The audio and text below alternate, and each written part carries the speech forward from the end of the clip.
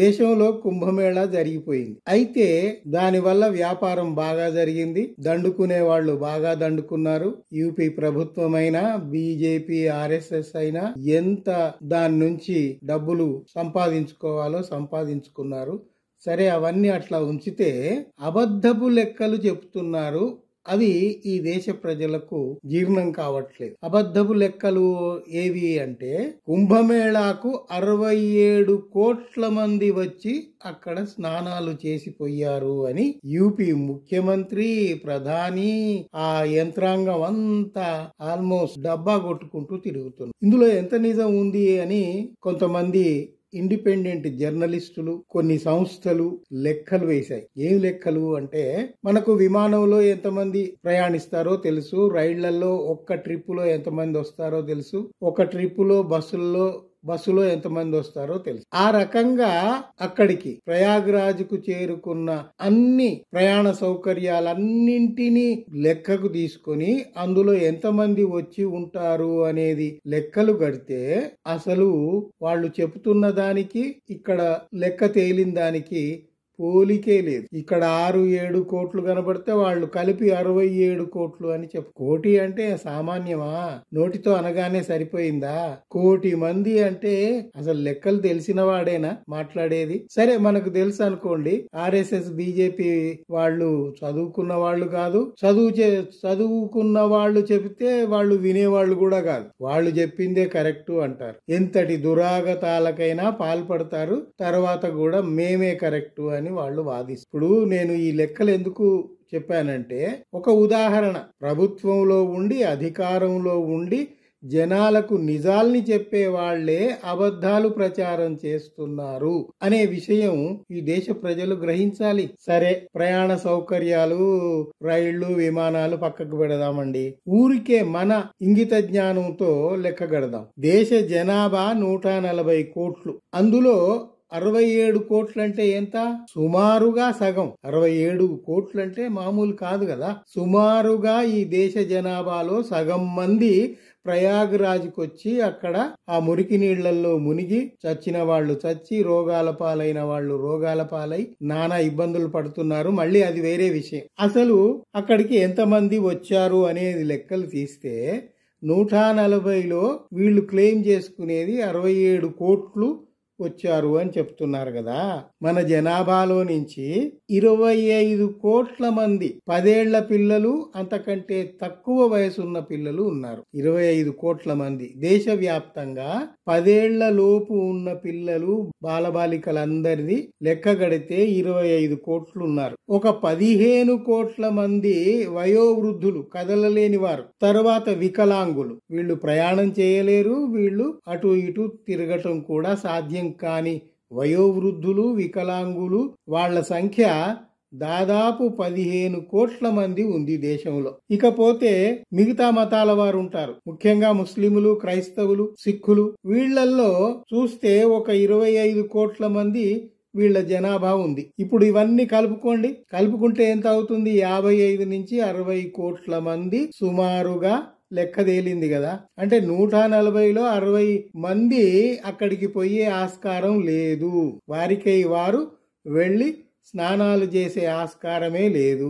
ఇంకా ఆ మిగిలిన సగం మందిలో మీకు 67 కోట్లు ఎట్లా లెక్క తేలుతుంది? దానికి ఆధారం ఏది? ఇప్పుడు నోరుంది, ఎట్లా అంటే అట్లా చెప్పొచ్చు, మాకు అధికారం ఉంది, మేం చెప్పిందే మీరు వినాలి అనుకుంటే దానికి ఎవ్వడూ ఏమి చేయలేడు. కానీ ఇంగిత జ్ఞానంతో ఆలోచించే వాడికి మీరు చెప్పే విషయాలు అవగతం కావాలి. అవును కదా, నిజమే అని అనిపించాలి. అట్లా అనిపించటం లేదు కదా.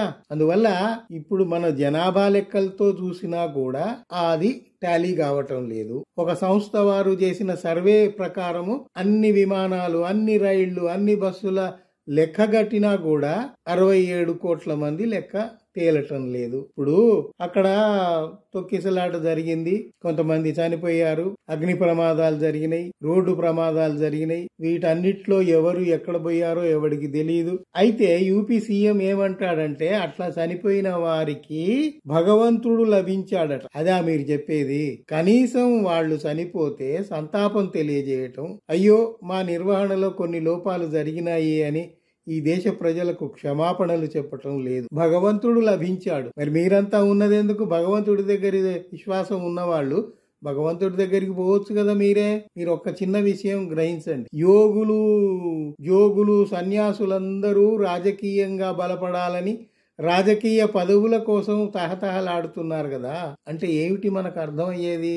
బలం, శక్తి అనేది అక్కడ రాజకీయంగా సంపాదించుకునే సీటు మీద ఉంది గాని దేవుడి దగ్గర లేదు అని కదా మీరు చెప్పేది. దేవుడి దగ్గర ఉంటే మీరు దేవుడి శరణు వచ్చి దేవుడు ధ్యానంలోనే ఉండేవాళ్ళు కదా ఈ యోగులందరూ. ఆ పని వదిలేసి ఇక్కడ రాజకీయంగా ఎదుగుదామని సీఎం పదవి కావాలి, పిఎం పదవి కావాలి అని ఎవడికి వాడు అస్తిత్వ పోరాటాలు చేసుకుంటూ, కుమ్ములాడుకుంటూ, కొట్లాడుకుంటూ, వాడిని వీడు తిట్టుకుంటూ ఎందుకు ఈ రభసంతా? అంటే మనం ఏం చేసుకోవాలి? కామన్ మ్యాన్ మనం ఏం అర్థం చేసుకోవాలి అంటే శక్తి, బలం అనేది ఏ దేవుడి దగ్గర లేదు. అది ఎక్కడ ఉంది? రాజకీయంగా ఆ పదవి ఏదైతే ఉందో ఉన్నత పదవి అక్కడ ఉంది అనేది మనం గ్రహించాం. ఇంకొక చిన్న సంఘటన కూడా జరిగింది. ఒక అంధభక్తుడు, అంటే బీజేపీ ఆర్ఎస్ఎస్ కు భజనలు చేసే ఒక పరమ భక్తుడు కుంభమేళాకు పోయాడు. అక్కడ మునిగొచ్చాడు, తీవ్రంగా జబ్బు పడ్డాడు. వాళ్ళ ఫ్యామిలీ డాక్టర్ దగ్గరికి పోతే అతను ఏం చెప్పాడంటే, నువ్వు ఇట్లా రోడ్ల మీద తిరగటం కాదు, వెంటనే వెళ్ళి ఏదో ఒక హాస్పిటల్లో చేరు అన్నాడు. సరే, వాడి మిత్రుడు ఒకడు అన్నాడు కదా, మరి నువ్వు ఎట్లా చేరతావురా? మన పార్టీ ఏర్పరిచిన ఆసుపత్రిలోనే నువ్వు చేరాలి. మనకంటే ముందు ఆ కాంగ్రెస్ వాళ్ళు పాలించారు, వాళ్ళు ఏర్పరిచిన హాస్పిటల్లోకి మనం పోకూడదు అని వాడు ఒక సూచన చేసి. అయితే ఏ పట్టణంలో ఎక్కడ దేశవ్యాప్తంగా బీజేపీ ఆర్ఎస్ఎస్ వాళ్ళు స్థాపించి విస్తృతం పరిచి సేవలు అందిస్తున్న ఆసుపత్రులు ఎక్కడున్నాయని ఈ మిత్రుడితో సహా ఈ అంధభక్తుడు తిరుగుతూనే ఉన్నాడు. కానీ వాడికి ఒక్క హాస్పిటల్ కూడా ఎక్కడా కనబడట్లేదు. ఏది చూసుకున్నా కూడా గత ప్రభుత్వాలు ఏర్పరిచినవే కనబడుతున్నాయి. అంటే దానివల్ల అర్థం చేసుకోవాల్సింది ఏమిటి? ఇప్పుడు తప్పనిసరిగా చేయాల్సిన పనులు చేయకుండా అవసరం లేని పనులు చేస్తున్నారు అని అర్థం చేసుకోవాలి. తప్పనిసరిగా ఏం చేయాలి? ప్రజలందరికీ విద్య అందించాలి, ప్రజలందరికీ వైద్య సౌకర్యం అందించాలి, ఉపాధి కల్పించాలి. వాటిని పక్కన పెట్టి ఈ మతము, దేవుడు తోటి జనాల్ని మభ్యపెట్టి హిందూ ముస్లింల మధ్య ద్వేషం పెంచి ఇవి దేనికి పనికొస్తాయి? ఒక్కసారి ఆలోచించుకోవాలి కదా. అందుకే ఆల్బర్ట్ ఐన్స్టీన్ ఏమన్నాడంటే, blind belief in authority is the greatest enemy of truth, మీరు ఒక విషయం గమనించండి. అధిక సంఖ్యాకులైన జనం ఈ దేశంలో నిద్రలో జోగుతున్నారు. ఇక్కడ నిద్ర అనేది సింబాలిక్, అంటే మూఢభక్తిలో, అంధవిశ్వాసాల్లో వాటిల్లో జోగుతున్నారు. నిద్రపోయే వాళ్లకు చూడండి, మెలకువగా ఉండి అటు ఇటు తిరిగే వాళ్ళ వల్ల ఇబ్బందులు కలుగుతాయి. ఏంటి అనవసరంగా చప్పుళ్లు చేస్తున్నారు, నిద్రపోనివ్వట్లేదు అని మనోభావాలు దెబ్బతీసుకోడు. మీలాగా నాలాగా కొంతమంది ఇట్లా కాదురా, మనం మేల్కోవాలి, మనం చైతన్యం కావాలి, మనకు కావలసిన హక్కులు మనం సాధించుకోవాలి అని ఏవైతే చెప్తున్నారో, మెలకువలో తెస్తున్నారో, అది నిద్రలో జోగుతున్న వాళ్లకు, అంధభక్తిలో మూలుగుతున్న వాళ్లకు, మూఢ విశ్వాసాల్లో కుమిలిపోతున్న వాళ్లకు, కూలిపోతున్న వాళ్లకు సంతోషాన్ని ఇవ్వలేవు.